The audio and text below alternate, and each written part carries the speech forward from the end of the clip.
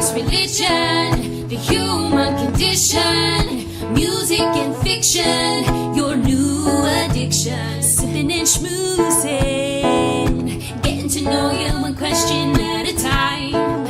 Alright, sipping and schmoozing, talking about whatever it is we like. Sipping and schmoozing.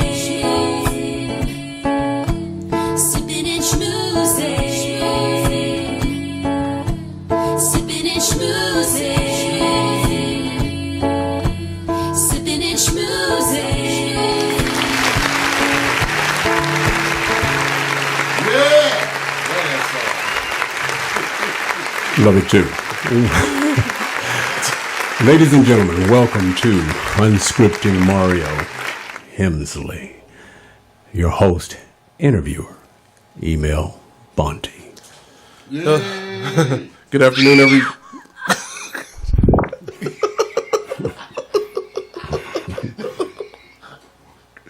I'm so glad we're live. Good afternoon, everybody. Good afternoon, everybody. Thank you for joining us once again as we take a look at our subject of today, which is Mario Hemsley. Just a quick reminder: this show is a interview show in which we're gathering information to do a biography of a very, very interesting man, and it's a look at his passions, his career, his choices, and essentially everything that makes him him, what makes him happy, and what keeps him striving to succeed in all of the things that he is interested in doing, and how he got to be the person that he is so far, like playing a child scream. But last episode we were discussing. We were discussing a lot of things, but we ended on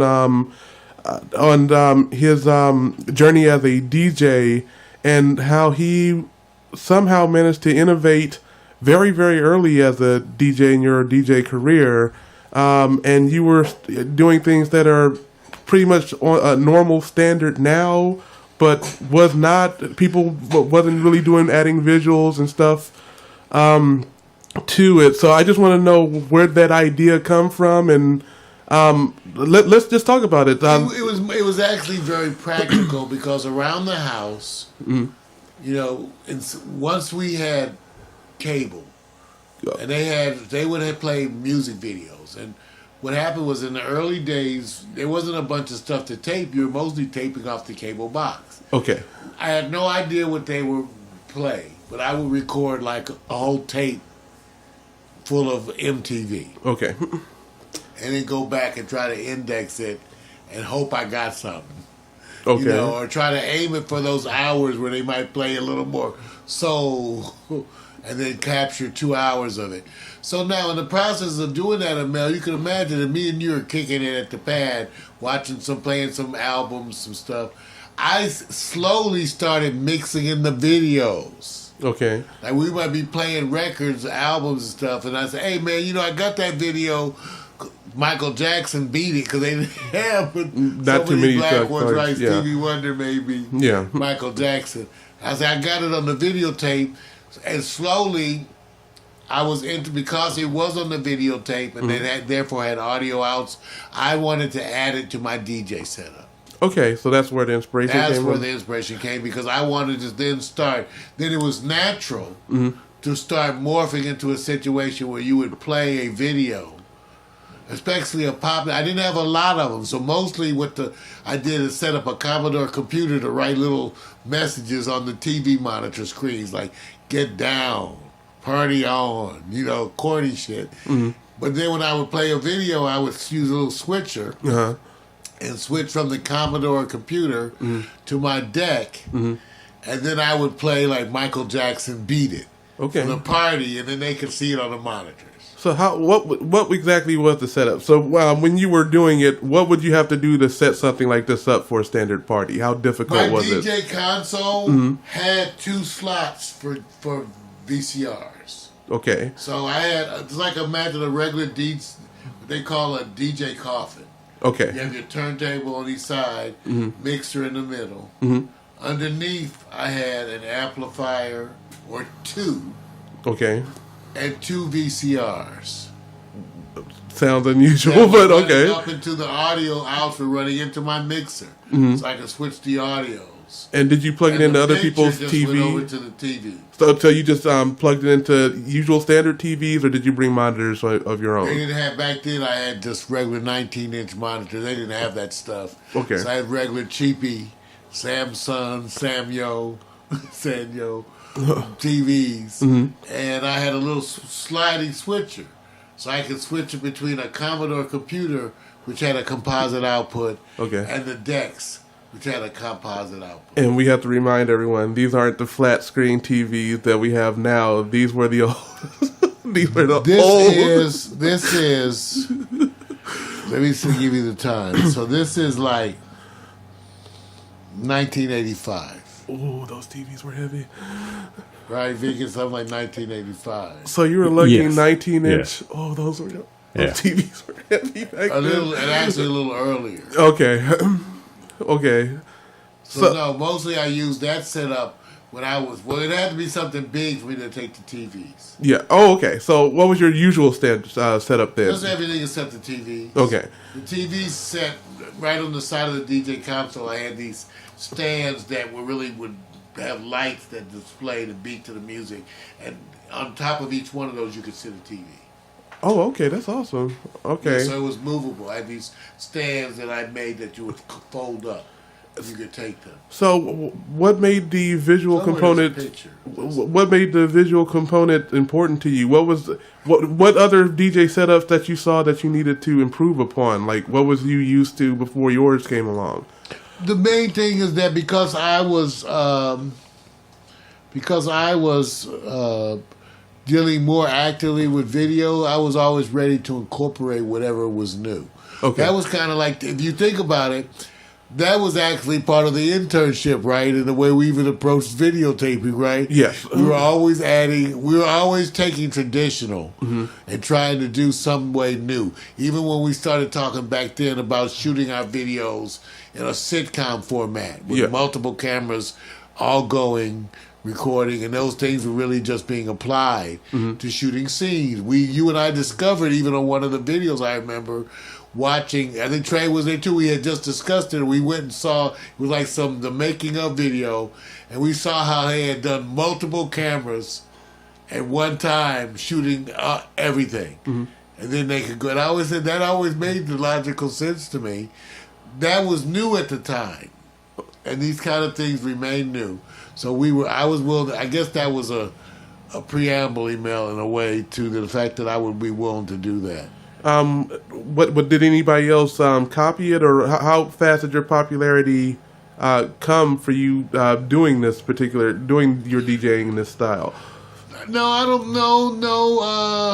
No. So it really didn't get around that much? No, because people didn't do it. In fact, even if you think about it, when we had the internship, that's the part I actually reminded you of. I said, we went over to the Rio. Oh, yeah. We plugged into their monitor system, and we played a tape that you and I made, right? Yeah. Actually, we had all the guys, that after hours tape. It has all our commercials, and I assembled it with videos. Oh, because everybody was doing their own video and music collection on the computers too. Remember that? Yes. And we were sharing music videos. So when you were doing the DJ, what was one of the can you tell us one of the bigger events that you did utilizing this setup and how that went? Like I believe you was explaining to me last week there was a event that somebody heard about your setup and how innovative it was and wanted you to do it for somebody of fame. Well. And you were doing some innovative stuff like Eric Dickerson's back to camp. Eric Dickerson, Hall of Fame running back for the Rams. Okay. When the Rams were here, I got a call one morning, like about 9 in the morning, right? Okay. 9 in the morning. And a friend of mine who's a publicist that does event planning too said, Eric Dickerson having this back to camp party. They're really unorganized. I'm helping them out. They just pulled me on board, and they need a DJ. They also think about doing video, and I told them you could do everything. I said everything, like DJ. She said, yeah, DJ the whole day from like 1 till or 2 till like 7 or something, right? Something like that. Mm-hmm. And also to do video. What kind of video? They don't know what they want. Do a video, shoot video. And so I said, well, I don't understand. So I kept asking questions. Finally, she goes, what price do you just shut up and give me a number? Give me that price. Will you just shut up and give me the price? Mm-hmm. And I said something like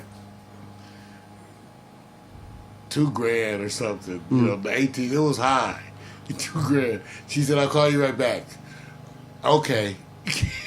Okay. So I called all my friends and said, do you want to work? And I think I paid everybody over $100 right there. Yep, you sure did. I paid everybody. I had all my buddies. I was calling them up. You want to go work with me doing this party? Eric Dickerson's house? Yeah, and I'm going to pay you. Oh, God. Over 100, like 100 a quarter. I don't know. I paid all my boys. How big was the house? Huge. Calabasas. Vic was there because Vic was doing the music. I was working with the video stuff. We interviewing. We did all kinds of stuff. All right, interviewing. so how long does it take to set up for a house that big? What do you guys? Well, first of all, remember, no one knew what they wanted anyway. Okay. So that's partly why they came to me, because I was going to create on the fly. I set up the DJ stuff in the spot they recommended, and then I set my camera crew out, and I gave them a camera crew. Well, I had cameras, and I told everybody, try to capture what's going on. And then they followed my lead. I would get the microphone and act like I was a reporter. I'm Mario Hemsley here at Eric Dickerson's Back to Camp video. Mm-hmm. And these wonderful ladies, please, ladies, tell us, what are you doing here? So you invented a red carpet? We didn't call it a red carpet, but really we all did the interview, big right. Everybody. Then they had a pajama. They had a swimsuit contest, and we recorded that. Mm-hmm. And then later on, when we packaged it, as we transferred the video from one machine to another, Vic and I added narration like a golf tournament. Mm-hmm. We added that to the pool. Voice. We were like, yes, the contestants are there. Yes. I'm seeing her, Vic. She seems to have a lovely... Oh, she has no top. She has no top. Okay. She has no top. She looks friendly, Vic. She looks very friendly. There goes Jim Brown. There goes Jim Brown. He's getting we were excited. We did so later on, our feedback when they got the video was that he watched, Eric Dickerson watched it with his boys, and they went crazy. They went literally crazy. Because who would have... See, all that shit. Then when they started throwing people in the pool, I added on Aqua Boogie. It was bumping the video. See, we added music and stuff on top of the video as we transferred it to make them... That back then, you didn't have the same ways. So what we did was we had all this pre-shot video, and I was recording that onto a master. Okay. Because I had a bunch of tapes. Okay. And we were recording them onto one tape. Okay. Just parts of them at a time. Okay. Stopping and starting. And during that, we would add audio, either speaking or music, because it's all we could do. And back then. And that was the bomb. It was the bomb. It was the bomb. They were crazy, and we were known for that shit. So that's out there somewhere.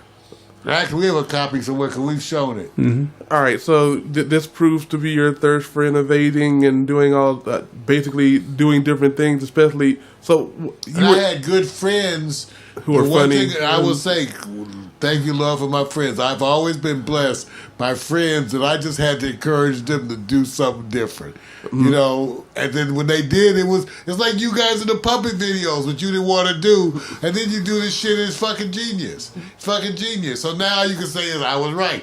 Trayvon, I wanted to do when we were pulling up at the cable access, and I had Trayvon get out and do the camera stuff for the slow motion, catching us coming in. Oh, we're getting to that. We're going to get to that. So I just encourage my creative friends who already are creative. That's the one thing. They already are talented mofos. Mm-hmm. All I do is encourage them to step out sometime and do something with me. Mm-hmm. And I have been blessed by what we created together. I have been totally blessed. It's been wonderful. Speaking of which, let's talk about your studio and your studio design, which is at usual at best and without fail. This place. That's your Pornhub contact? Yes, my Pornhub contact has I like the fancy porn. If you don't have your pinky out while masturbating, it's not worth watching. So keep that in mind. I need my pinky. So your studio setup, which is very unique and very functional, you have incorporated. You're one of the few studios, especially back in the day, that again incorporated. You understood the power and the importance of video in recording how the sausage is made. Well, okay. Because remember, what's so funny is that we kind of locked all of us, Trayvon, me, you, with the interns, right? And our approach of our remote control system. Remember the remote control system? Remind me? Of the system where you could control the camera? Yes, okay. You could move it, zoom, and also turn it left and right. Mm-hmm. We had all that because you guys were the main ones running it. Even when we did the stuff for Jazzmatazz, where you were actually the cameraman. We got to get to that, too. Okay, so, again, just for me, I would say dreaming of the possibilities and then thinking what you could do. Mm-hmm. And because of that, that's like a certain way of thinking that it can catch on to other people. I think Trayvon, when he was over here working, we had that mentality. Like we can sort of do anything. We really can sort of do anything. Why not try and show it? Mm-hmm. So we did. So in a lot of ways, everybody was learning things about themselves, right? It was that attitude we had during the internship with you was just something we carried on further. It was still the approach and stuff was similar, but when we started morphing the studio, which at then was what a DJ. I don't even remember. It was. What I remember what the studio was. The studio all black. Well, we had this here, remember, because we had mixing. Yes. Because we had Russo and Trey was working in the booth. Okay, yeah, I remember the switcher. I remember the all-black studio. I remember when it was, it would just set up mainly for audio. Was the way that, I thought the all-black would allow me to make the room look infinitely big. Okay. It all had different effects, which you could debate the positives or the negatives of those things. Let's just say I moved back toward. It was always a work recording environment. That's again my way of thinking, which is different. In other words, we're in a broadcast environment that is specifically designed to work, edit, work online, do all that stuff right here, and then go live, which makes the functionality a different level. I designed Victor's setup for me. So we broke rules on that. If you think, actually, you guys were some of the ones who used to remind me of the rules I was breaking. We have 3 switchers cascading. Yes, that's one of the quirky. That? Yeah, that's one of the quirky designs. What engineer do any of you guys know who's live on the air as an online personality while he's switching? Again, that was. Who does that? My partner over there, because I designed it for me, and a lot of the stuff today is designed for you to work it while you're live on air. They just don't mean for you to work. They mean a single camera shoot, switching to your desktop. But I took it and added the switcher, and then that wasn't enough. I added 2 more. So we had 3 switchers where in the channel input number 4, you have the next switcher. So he's got all those switchers, all those camera selections that he selects.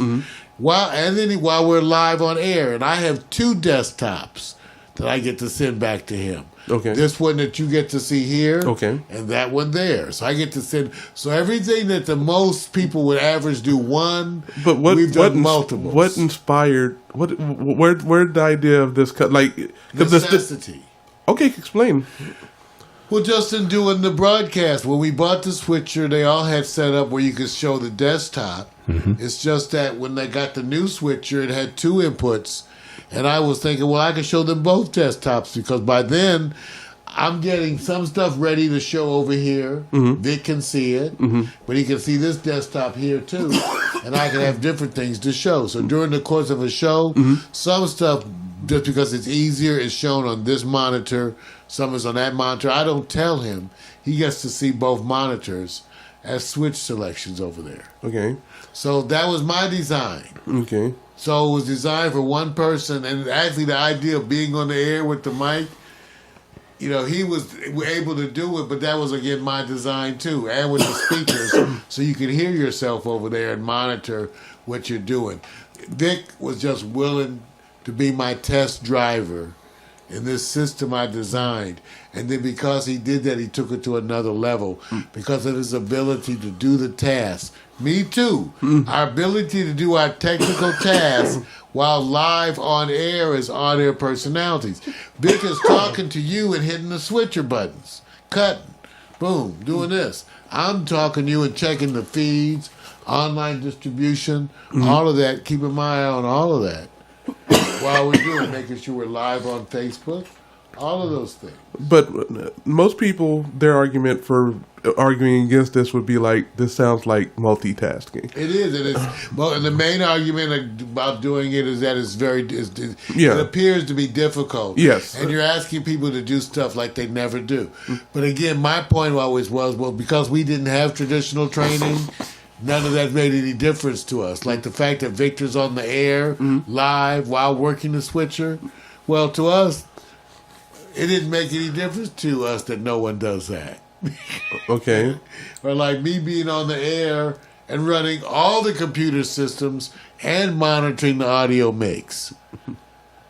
That is multitasking, but the fact that I do it, the fact that no one does that, well, that's again what makes Pax Stereo special.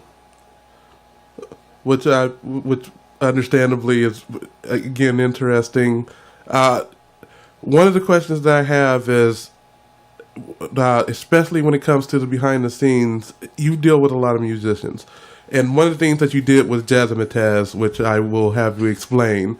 But one of the things that I always found interesting was that you were never afraid to go behind the scenes and take a look at the artist.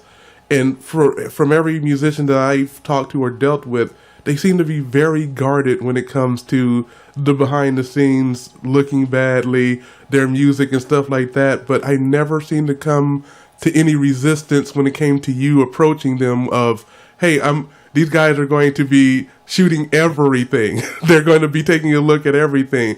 They seem to be very open and unafraid of the fact that there were cameras there. There were cameras behind the scene. There were people talking to them. There were people getting to know them. What made you? Did you have anything to do with making them comfortable, or it's just the people that you know who are just willing to try new things that they were open? So where did that come from? Where you were able to get people comfortable with the cameras and make them unafraid of,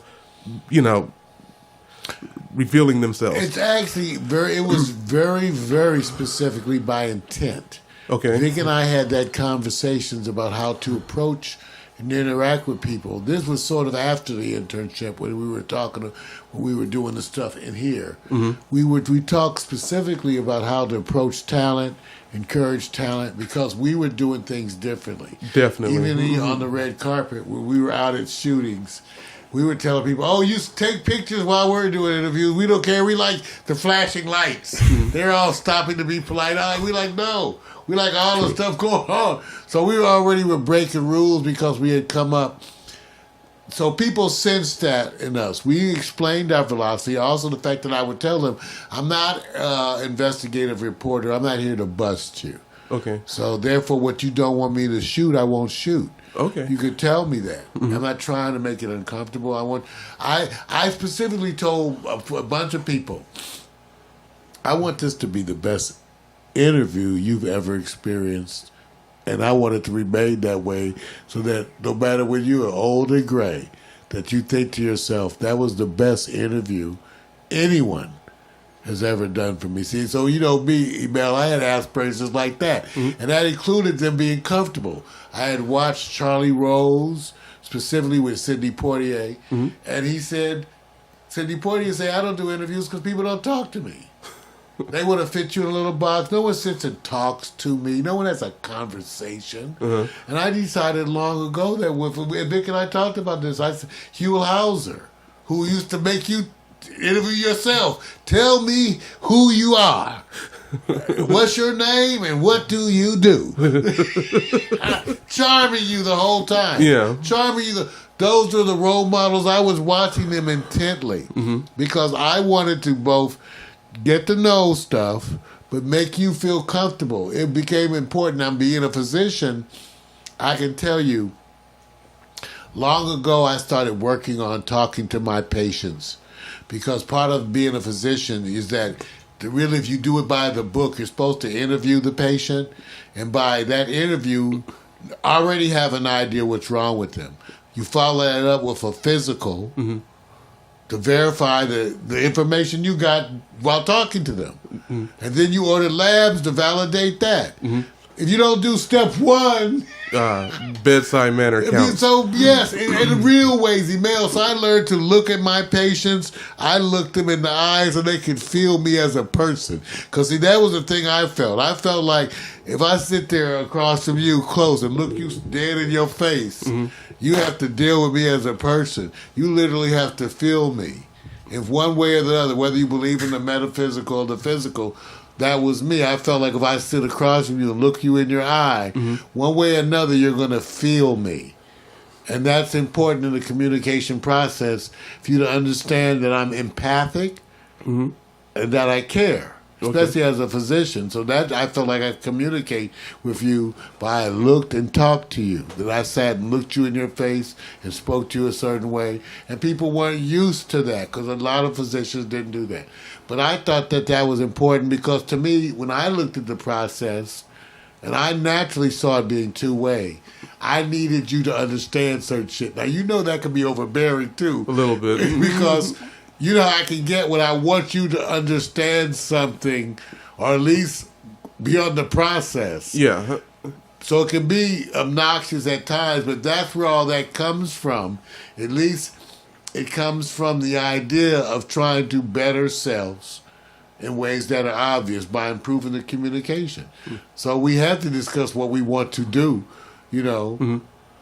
All right, so let's talk about the Jasmine test. I want 2 questions for you. Tell her what the Jasmine test. I will do my best, but I want you to tell me what inspired it and why.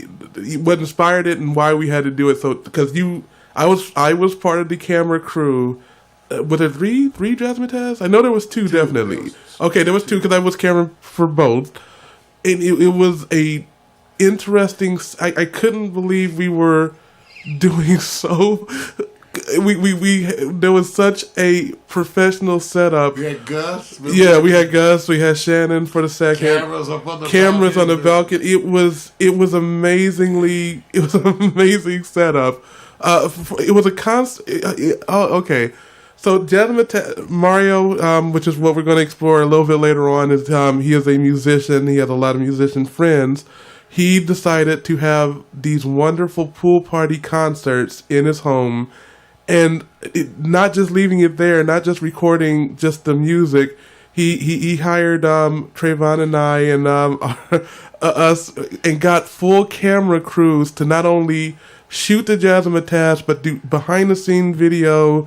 Go through. It was important for him to have the nuances of it, so we had to feel out the vibe, video wise. Single camera shoots because it wasn't any switching.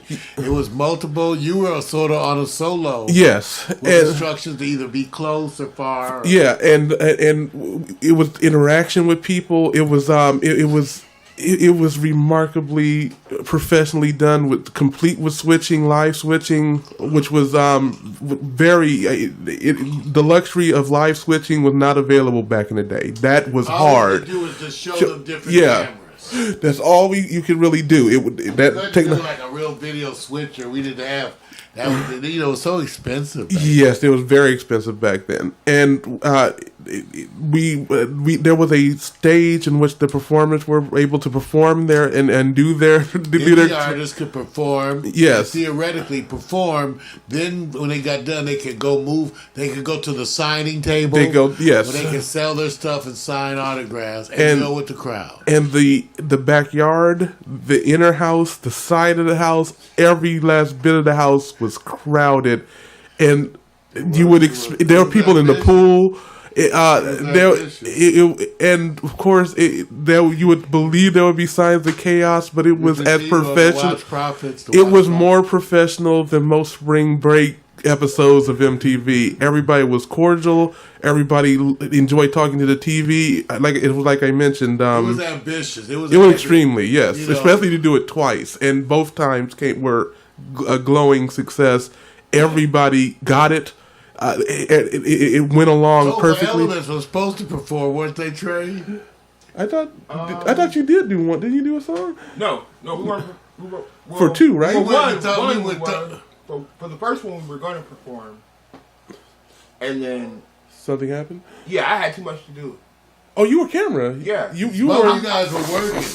You guys were working. Yeah, I was on the main stage camera. Trayvon was the party interview cam, which was extremely interesting because it was not only the discussion of the artist, it was discussion with the entourage and why they liked the music that they were listening to, and both this was you were on the product line, you were on design and branding. It was amazing how you knew exactly Everybody what was working because we had to do the myth, the bull. So yeah, talk to me a little bit about that. What inspired Jasmine Mataz? How did you where did you come up with the idea to do the branding and the DVD pressing? Well, first of all, keep in mind all of this is brand new. None of this stuff was commonplace. Yeah. Well, we did our earlier performances even back in 93, 92. 92. We recorded those on video. That was unheard of too. Yeah. But so that shows you we have been working with video. I told you since my days as a DJ. Mm-hmm. So I had the video, the concept of video cameras around with me. Even before that, right, I had done the Super 8 films in college. Okay. They were done on Super 8. Could you quickly started in high school. Could you quickly tell the story of your two Super 8 films that you did and the interesting thing you had to do with the audio? With a Super 8 film. My mother bought a Super 8 camera when I was in junior high, and I did Super 8 films in high school. Crazy stuff, walking around the whole school to Shaft, acting out. I had a scene for a vibrator, and an hour later, a stimulator. I had stupid stuff. I rewrote a song. Took an instrumental version of the song and recited. It was the Bertha Butt Boogie. I redid it for about when I met Bertha Butt. It was now about when Mario met Bertha Butt. Okay. So I did all this crazy stuff and made this. So I had done this in high school, then at Howard too. And at Howard, I went around the campus shooting people, and then I put stuff to music. But people had seen me, and I would give them a paper saying, look for me, in December, I'm going to do an announcement about this. Come see yourself. So when I actually got the Super 8 film and had a cassette soundtrack, when I actually got ready for the premiere at Howard, I had kind of a little crowd. I was an RA at the dorm, so I got to use a big conference room automatically. And I just had passed out flyers. I'm laughing because it's so corny. No, and people came. Yeah. And people came. I had my stereo, which had a little mic input. Because back then stuff didn't exist. And I had my regular stereo system, and I was like making announcements, and then I played the film, and I had to start the cassette right at certain parts. So the scene to make it line up, and people were there. And it went great. Okay. And I had handouts that I had mimeographed, because back then Xerox didn't really exist like that. That is true. So I was mimeographing. That shit where you roll and crank it out. Wow. The blue ink and that. So I was mimeographing. So I came into Jazzmatazz years later with that history, okay? Yeah. Coming from all of that. So when we did Jazzmatazz, the idea was that here we are independent artists. Let's have a little show. We all perform, and then we can sell our CDs and meet the people. I have the house. We can just do it here, but make it like a fun thing. Everybody will get a chance to perform. And I asked, and it ended up, we had a bunch of groups because it ended up Yes, it being did. long. It was a all-day We event. ended up Both having- times was an we had a all-day bunch of event. groups, Yeah, right? it We started had a at bunch of 2 groups. and ended at night. Yeah. Yeah, that was like, it was crazy ambitious like that, right? You worked, so we had all these people performing and a lot of great performances, and that was the idea, Mel. Now, no special monies for Pax Stereo. Only monies I made was from selling my stuff. And even my buddy who I had selling the hot dogs. He had a buddy in a little hot dog rack. In the front, yeah. We didn't take a cut off of anybody's stuff because it was adding to the experience. Okay, so we had the long hot dog line. I had some stuff I was providing, punch, water, Yes. little stuff, and little things like that. And then we had the people, and it ended up being that kind of event because that was the spirit. And it was very successful. We ended up doing a DVD. Yes. Tell us about that. Where did that DVDs idea were come brand from? new. Well, we recorded everything because that was the way I had to do it. Also explain again. I think people take for granted what you can do now. How hard was it to do a at-home DVD to build? Oh, totally, because we had multiple cameras that we just had to sync up by eyesight. I learned to do it by the audio. And then I would just cut back and forth. Usually not a lot of that, like for the whole song. Like this whole song from this camera. And maybe this whole song from this camera. But we were limited. Oh, very We were much so. limited. Yeah. And then once we made the quote-unquote masters, we had to burn. Oh, yeah.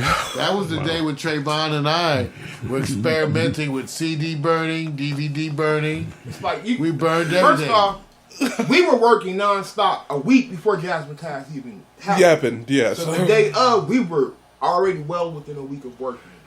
It's like the way before we had parties, events. Yeah. With Trey and I would go buy an ounce of weed or something or whatever, an eighth, whatever. Remember that, Trey? Yeah. And we say, roll up all this weed for the event. And we would have all our weed, everything, because we had to do everything. And this was even We before did- CD burners were common. You guys had a multi-CD burner, DVD. I'm so sorry. CDs were, I think, a little bit more common, but the DVD burner was...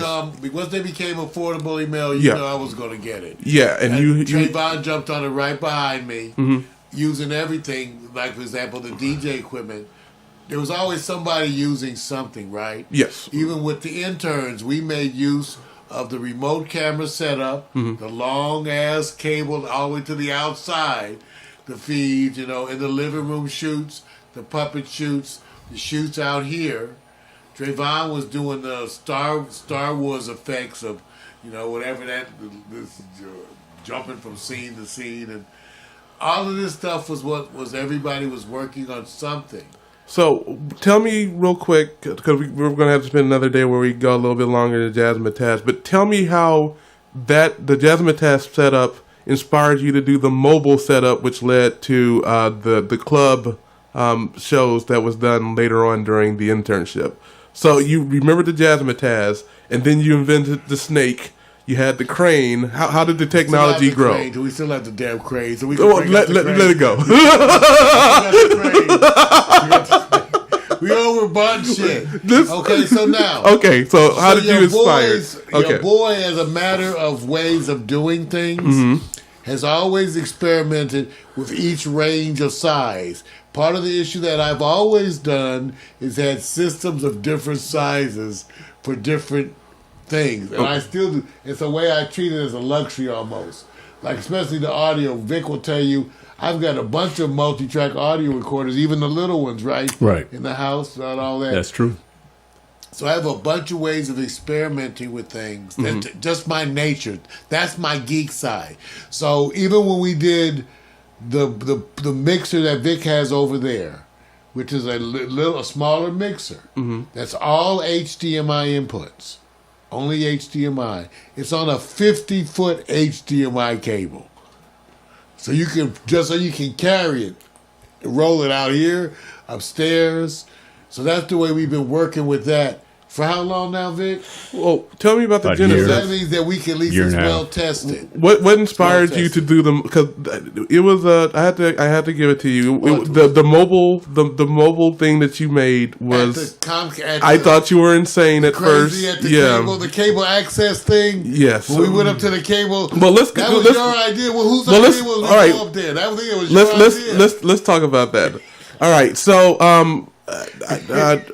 What do y'all came up with? God, I hate talking about myself, but Trayvon and I, we did we had an internship which inspired Mario's internship at a place called Adelphia Cable Access in Glendale, and we had a space where we had multiple talented people there who wanted to direct, and I was like, if you have a band, throw us a band, and we will. We want to show you. We want to display what we can do. So we went to Mario, and Mario's like, I got this guy named Corey. He has a nice band. I'll see about. I'll email him and get him set up. And we set him up to shoot something, and we were going to utilize our equipment. But Mario purchased some Sony cameras because again, he's all about doing behind the scenes. And it was the genesis of a mobile setup because he wanted to, he got the camera, gave it to Trayvon. Trayvon did an amazing stop motion video of the setup from outside and inside because it wasn't just about the concert, it was about the experience. Right. You always say, I want to record the experience as well as the event. So, yes. So, while we recorded that, did you direct that one? All right. Gus directed. I wish we could show it. I'm gonna look for it. Okay. I'm looking for it. We might be able to actually show video, incorporate video for once. I think it's but moving in. It was one of the first outward productions done by Pax Stereo that was not. That, as far as I know, that was not done in the in the studio, as we call it. This was done at the the facility at Adelphia. Dave Nava did the lighting and did such a beautiful. Let's put it like that. The video that was done for this video, they did not deserve. It was gorgeous. They had no idea that was going to be professional. So certain people, I won't say who, did not come dressed to impress. Everybody's changed their stuff. But the people there did the job, and it's a fantastic and beautifully shot video. It was one of the greater things that we've ever done. It looks like a professional. It looks like a professional concert, and again, this was in dealing with DVD and products before they were popular. It was created into one of the most professional back in the day DVD products that you could ever. I defy anybody who was independent to rival what was visually and marketedly, professionally. You would not be able to sit there and say this was not a professionally done project. Period. It was very, very well done. Something that I was completely and totally proud of, and led to bigger and better things. It was from that, Mario, I believe you decided that we absolutely have to focus on having a at the ready mobile setup in which we can incorporate video and have audio at the ready, which led us to we started packaging. I ordered all that stuff so we could package all the equipment so that you on the go, be ready. So we can be ready on the go. So, which led to the I forgot the name of the club, the Rio, which led to the Rio, which was on a No, Rio it's was a boy. actually done before we did the stuff at the Adelphia. Yeah. Because remember, we did the Rio with the old camera setup. Okay, those are the old consumer, small mini consumer. We used those at the Rio, and y'all did a wonderful job. Actually, it was after, because that was during the internship. Because remember, one of the first things we did, they did a jazz setup, and this was with right. Ian's. People who never touched the camera did an outstanding job that, to this day, I did not know they were that talented. You were switching. What, you were switching? Yeah. Okay. Trayvon was switching, and we had a 5 camera. It was insane for you to do this. You put people who were completely green on a camera. Oh, at the Rio? Yes. But they were You insisted that these people who never touched the camera get on the camera, and yet they even though you were insane, they somehow managed to pull out of their ass one of the most concise, beautifully shot. They did shots that shocked me, and I am almost a veteran. I've done it for quite a bit. Yet they were complete and total naturals, followed instructions, and pulled out some of the greatest. I wish you were on mic because you directed, so you would be able to say what you thought a little bit more. But it was just interesting that you believed, and it worked. We pulled it off. Yes, that. A lot of times it was just like, yeah, I don't care. We pulled it up. We did. So tell us about the inspiration to your weird. Tell us about the snake. Tell us about the audio. Okay, so tell us about the mobile setup. Email, because a lot of the stuff isn't so premeditated. What was premeditated was the methodology. So Okay. in other words, so I had a way that I wanted to approach stuff. Okay, I let the stuff that was a variable be a variable. Remember when we even talked about going up to Adelphia? What was the other thing that we emphasized? That it should be a wonderful experience for everybody, right? We took food. Remember that? But it should be done quickly. It should be a wonderful experience, but we need to be one of the things we need to be organized. We had to do everybody. Yes, we in the conference room down the hall, right? We had soda, we had chicken, we had macaroni salad. We had all stuff. We fed everybody. Yeah, we brought in the full audio recording system. Yes, you did. That we did a multi-track recording system. I ran the music, the snake, into my board, and then I handed them 2 stereo feeds. So I was doing the multi-track recording and all the recording, so all that. And we were doing our own videotape recording, too. They were doing their capture. Yes. So we had all of that there. I remember we captured directly to tape. Yeah. It was Gus and the other guy, I forgot what his name Dave.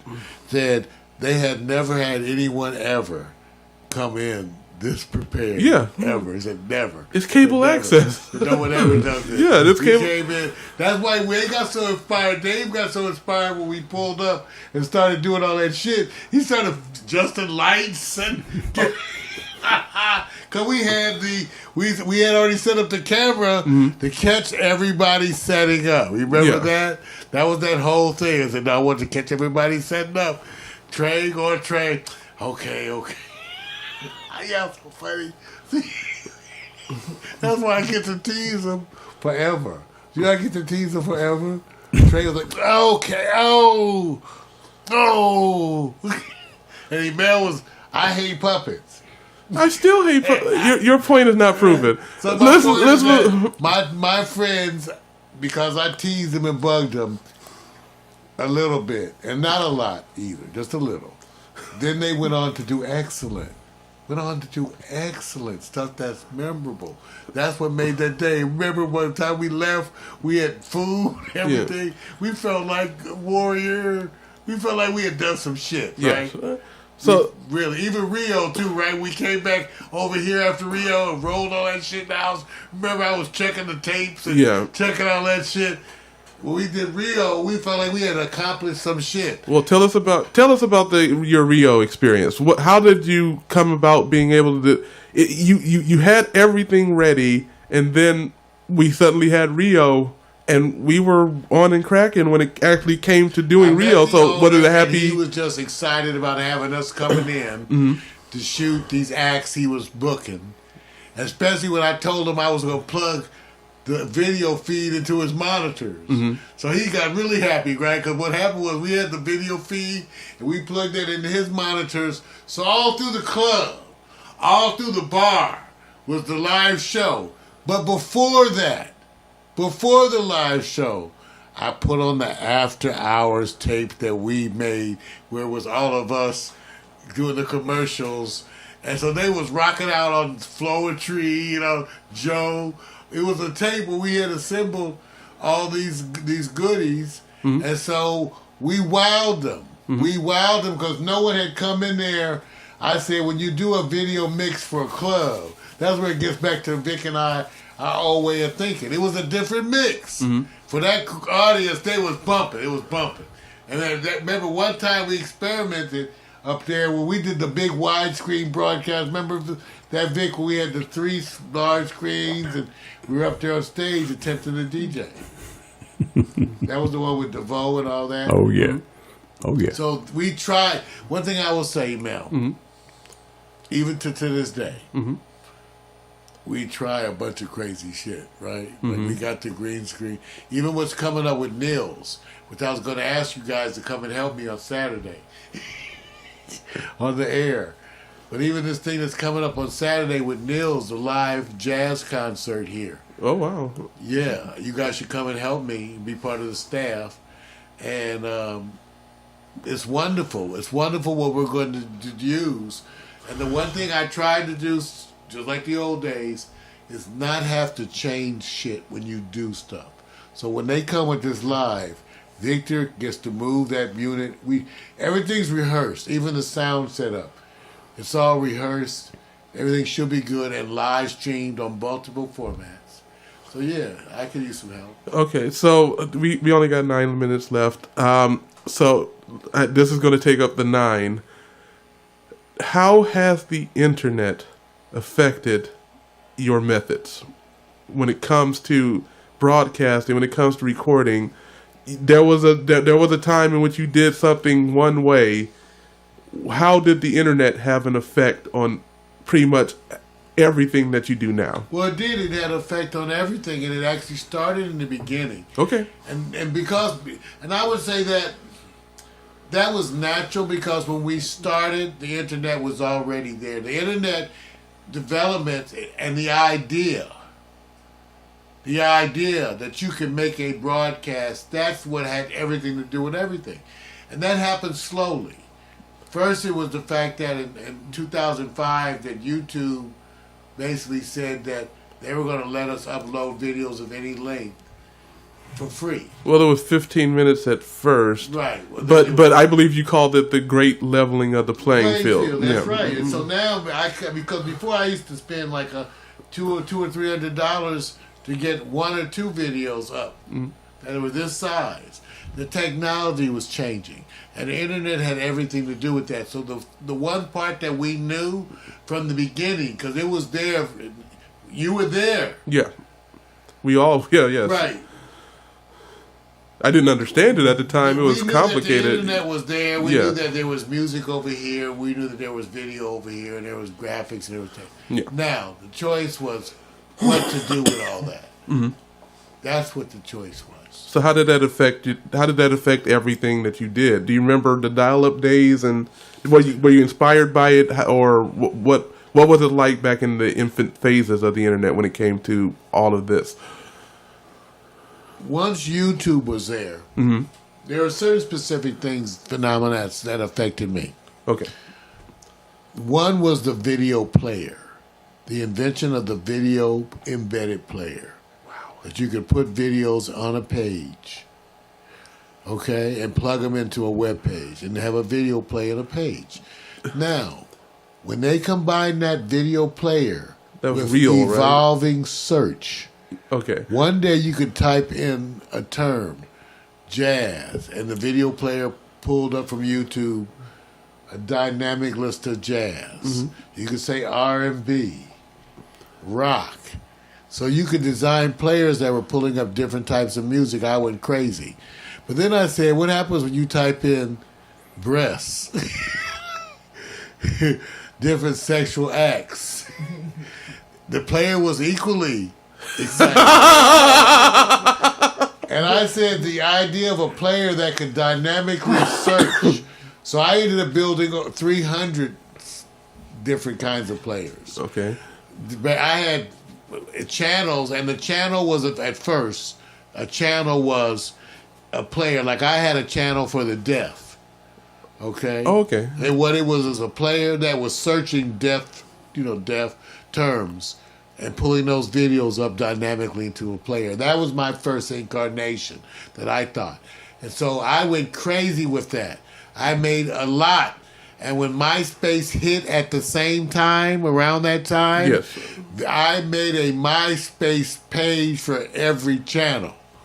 So I had rock, R&B, jazz, 100. Vic, I don't know, Vic, how many do we have? At one point in time, because Victor actually managed the MySpace pages, the channels, which were really, again, players, with built-in search, where I could put in a term. And they would search that, so with the content was dynamic and changing every time you pull up the player. And MySpace people would friend you. I built hundreds of those channels, right? And we promoted them, Vic. Yeah. It was at first Pax Stereo in the beginning was purely, in its simplest forms, dozens and dozens of channels related to me making them for those search terms. Okay.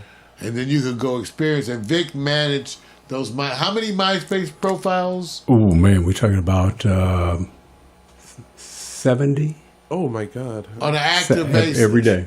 Every day. Every day. 70 MySpace, because I had them for everything. Rock, jazz, me, him, party, I don't know, just It a was lot. How many MySpace friends do we have at one time? Almost 500,000. Almost 500,000 different profiles. MySpace was like Facebook on steroids. Facebook has never been what MySpace was. Because this is right. Because we were in the MySpace page when y'all was still doing right stuff, right? When we still in it. So I made the channels with the players that had search. Because they had applications that came out that allowed you to make players that had search. I made hundreds. Each of those I made a MySpace page. And we used it for promotion and tied it in. So Pax Stereo TV was initially players with built-in search, hundreds of them. And I bought URLs. Yes, I remember that. Hundreds. Yes. I did URL. So I bought the URL, made the page or the website. Because a bunch of them had websites. A whole bunch of them had websites. So a bunch of them had the URL, a website, a MySpace page, and in all of that was a player that was searching key terms. So I made hundreds of those. In 1 minute, can you say what became of it? Nothing. It didn't. Okay, MySpace changed. The phenomena changed. It didn't attract people in the ways that I thought. Facebook So came it didn't attract people. So I ended up morphing in and of itself. Just to have that wasn't enough. Because what you really needed was to have an active live person working with each other channels to build community. Okay. The lack of a live person made it like a robot channel. Yeah. Now, what it was good for, though, so you remember we told you what it was good for at MySpace, people would friend you just so they could show up as your friend.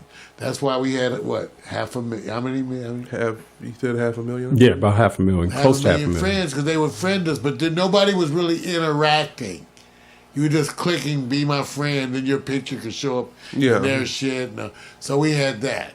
Okay, now as internet television continued to morph and change, and Victor and I, with me leading the way on the technology, but with him always have the very important strategic role of interpreting those technological changes. I can't understate that, because that's exactly what I was coming to him for. You know, it was harder to explain. I would know that something was important, but how do we use it in our way? That's what the kind of stuff Victor and I would come up with, which was always different. always different, right? Okay. And that goes into what kind of stuff you choose to broadcast, Okay. promote like this, right? Yeah. Why? And that's where it morphed. But from that early day, but we'd always use the best available technology, but it morphed into being robot stuff to human being personalized. All right, we ran out of time again. Thank you so much for taking us down the journey of the technical revolution that is Pax Stereo. We will do some more exploring into the creative aspects of the company and the stuff that you managed to do and come up with on the next time. So I now hand it to Vic to take us out. Thank you so much. I have very little to say. You guys did a wonderful job. I was impressed by you guys reminiscing and going back and enjoying your accomplishments that you were overconfident about it, and he didn't want to talk about it too much. He didn't want to give himself any damn credit. So we're going to start off by taking a picture never do. live. So you guys get this experience right now. I'm pointing a camera at Emel. You get to see his face when I take the picture. Watch this. The power of camera. Until next time, you guys, been a blast.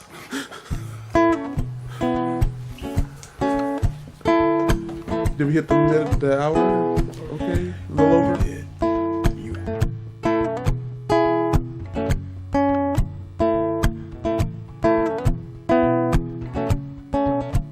Sipping and schmoozing, getting to know you one question at a time. Alright, sipping and schmoozing, talking about whatever it is we like. Politics, religion, the human condition, music and fiction, your new addiction. Sipping and schmoozing, getting to know you one question at a time.